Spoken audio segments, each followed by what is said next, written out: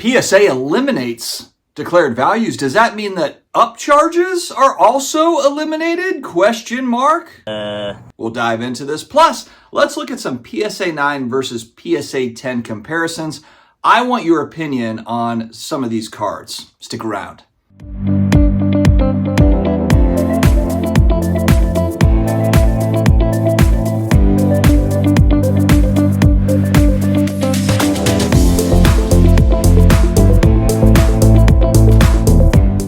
What's going on, sports card hobby family? We have made it to Friday. TGIF, it is Friday. I'm flying out tomorrow morning to go to New Orleans to watch my New Orleans Saints battle it out with the Cleveland Browns. It's going to be my youngest son's first game in the Superdome. Actually, a couple of my kids. It's going to be their first game in the Dome. It's our night! It's our time! Get it for this city! Get it for each other! We got to smell greatness, and we got to finish strong! Who that? Who that?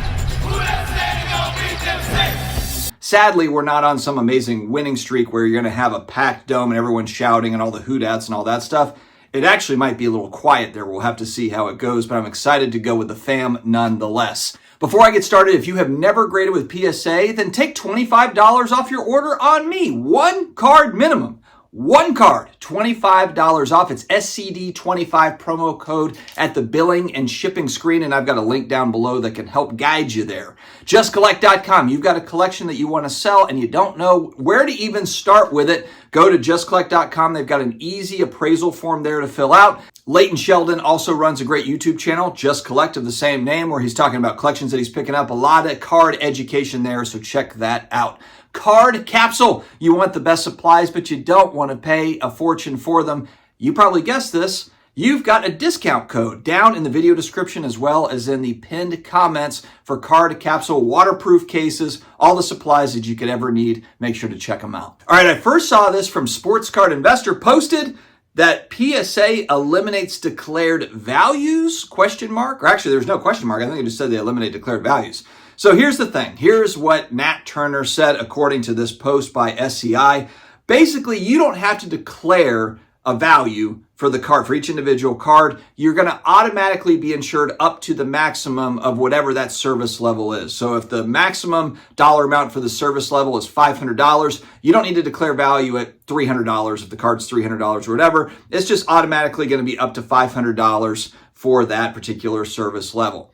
It does not eliminate upcharges. So if you pick a service level that's up to $500, the card is a $20,000 card, then there can still be upcharges for that particular card. So just want to make sure that that is clear, crystal clear, for people that might think, oh, I don't have to declare values. That must mean there's no more upcharges. It looks to me, at least, I didn't see anything that said that upcharges were being eliminated. If there is something that comes out that says upcharges are being eliminated, I will most certainly get on another video and we will talk about that. But all this simply means is just, I think, to make it easier for people submitting cards, take some of the guesswork out of it. They're just going to insure up to that service level amount. Let's say it's $500, it would be $500.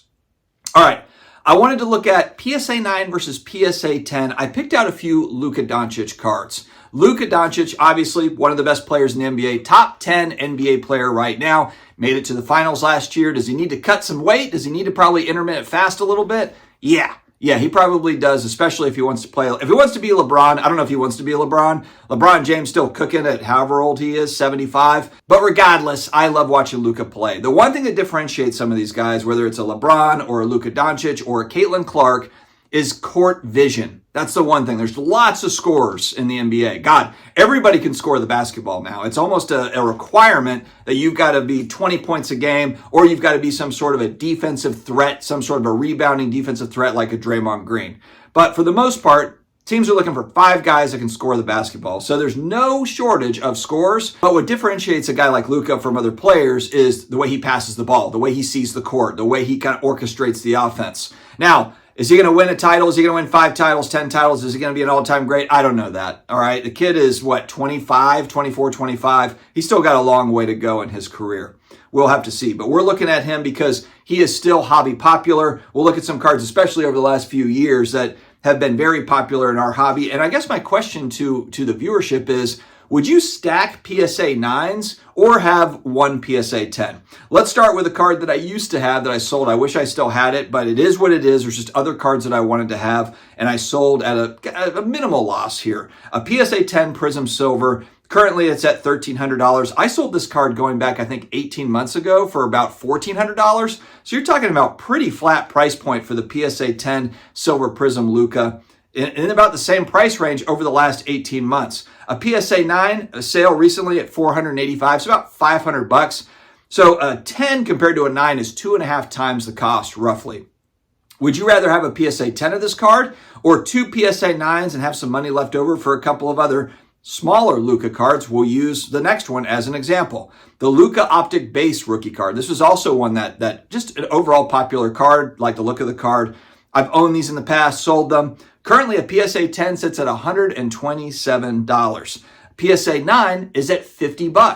$50. So again, we're talking about 2.5 times. Would you rather have two PSA 9s, have some money left over, or would you like to have one PSA 10? A PSA 9 is a mint card. And I'm sure probably the category here makes a big difference. We're talking about an ultra modern card that was printed 6 years ago. So no shortage of these. There's going to be high populations for these and still growing and so forth. So, but still curious as to what you prefer from a collector standpoint and also as a speculator. Would you rather have volume or would you rather have less volume, have a nicer copy, have a gem mint copy? The last one, Luka Select Concourse Base PSA 10, $72 for a PSA 10, $32 approximately for a PSA 9. So again, we're talking about 2.5 times, a little over 2 times the cost.